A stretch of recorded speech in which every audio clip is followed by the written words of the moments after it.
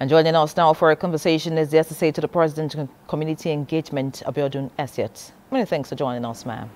Thank you for having me. All right, like we saw in that report, some interventions in Plateau State. Now, Plateau is among states in Nigeria in the news because of insecurity, and that has lingered for many years now. Why do you think that has not been able to, reduce? Talking about the insecurity.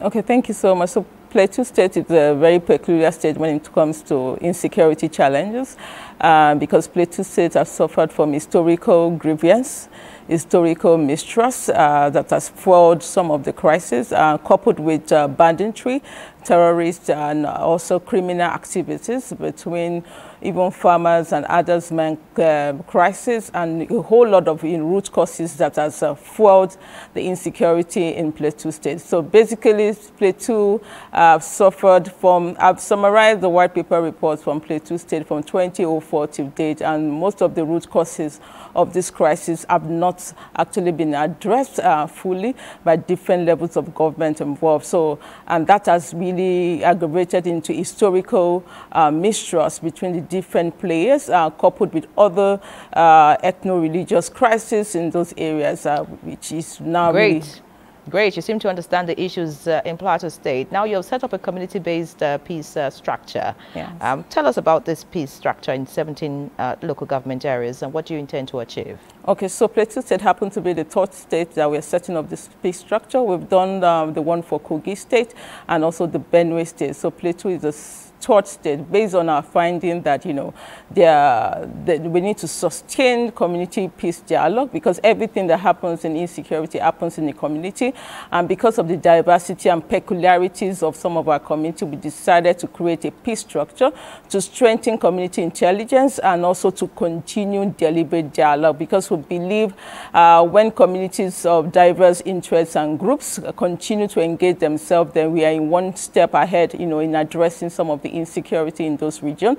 So for the 17 local governments, we have actually set up this peace structure that constitutes different diverse interests. We have representative of CAN, representative of GNI, representative of PIDAN Group. PIDAN Group is an indigenous group of Plateau State, representative of NCWS, representative of MACBAN, which are the Meiti Hala group, representative of the AFAN, and also the youth group. We have carefully selected this group of people to be the baseline for the structures that we have set up across the 17 local governments. And, we've trained them on intelligence gathering, on information, and how to relate well with the security agency when there are issues. And we're doing this in collaboration with the state peace structure because that's the sustainability part of it for the state peace structures to work in line with the federal government in ensuring that the community peace structure that we have set up in 17 local governments are activated and be able to do exactly what they're meant to do. They'll also be doing work in terms of engaging in deliberate dialogue, identifying early warning and early response, and they'll also be part of the committee that will be working with different stakeholders when they notice any early warning or any crisis before it's aggravates into a bigger one.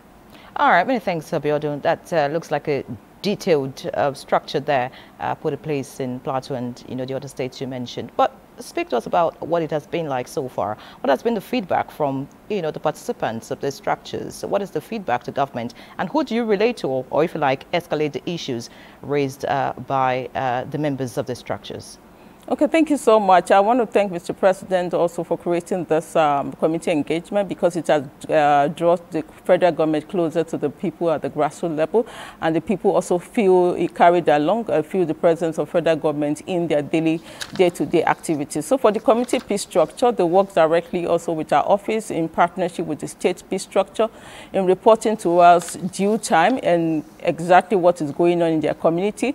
So we'll be going to each of those local governments to actually step down what has been trained at the federal level, at the state level. We'll be going down to each of those local governments to also train the local actors for them to understand what has been discussed at the state chapter, where we had all of them to come together. But now we'll be going around to each of those local governments to step down this training for them to understand the importance of this. peculiarly because of the nature of the crisis in those regions.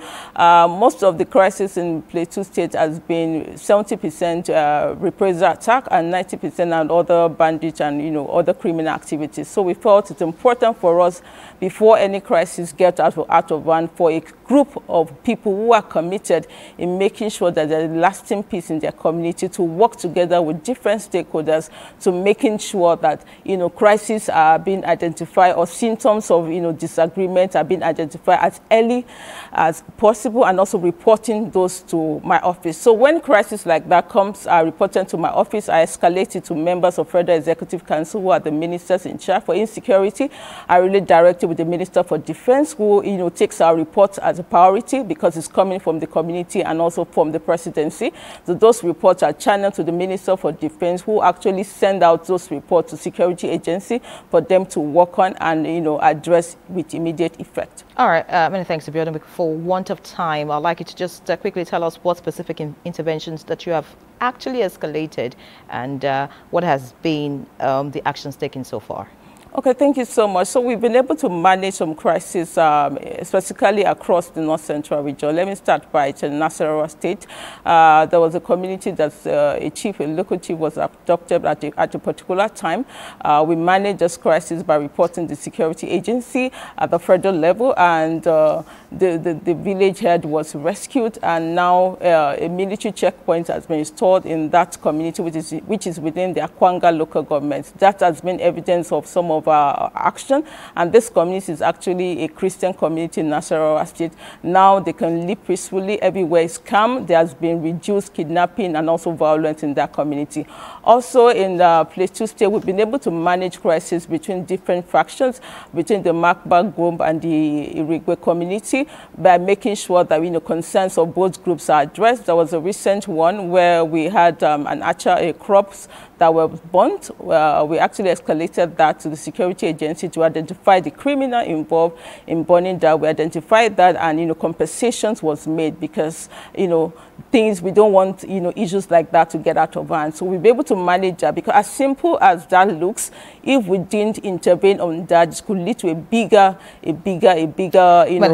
know, event that, you know, that we may not be able to control. So managing crisis, responding early to community concerns has been our major priority, and making sure that, you know, Mr. President understands their concerns and is ready, you know, to work with them. And with my latest visit in Jos, we're able to meet some of the key players, like, you know, Reverend Ezekiel, him to share some of his concerns and agitation to Mr. President, and we're able to document those concerns and reassure him of Mr. President's support and committed in building a lasting peace in the North Central region and in Nigeria as a whole. Many thanks, Abiodun Essiet, Associate to the President on Community Engagement. Many thanks for your time, and we hope that you sustain the efforts and also move to other states that are troubled at this time. Thank you very much. Thanks for having me.